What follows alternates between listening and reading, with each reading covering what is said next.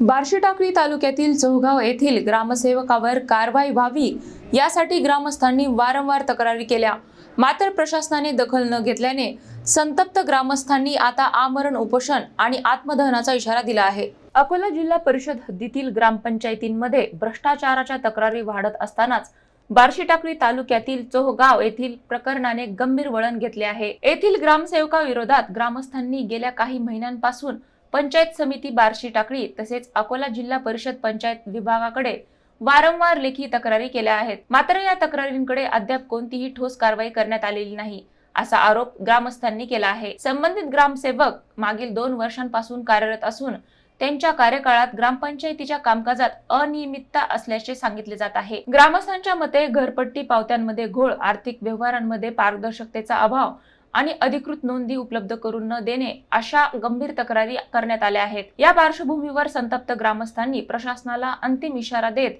लवकरात लवकर कारवाई न झाल्यास आमरण उपोषण आणि आत्मदहनाचा मार्ग स्वीकारण्याचा इशारा दिला आहे। त्यामुळे प्रशासनाने या प्रकरणाची तातडीने दखल घेणे आवश्यक ठरत आहे।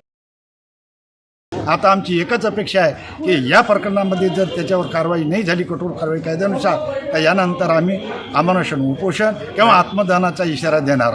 लवकरात लवकर कारवाई व्हावी ही आमची अपेक्षा आहे आणि दोषी म्हणजे सरपंच असं, उपसरपंच असं, ग्रामसेवक यांच्याकडून ते आमच्या ग्रामपंचायत शासनाच्या पैशाची वसूल व्हावी ही आमची अपेक्षा आहे।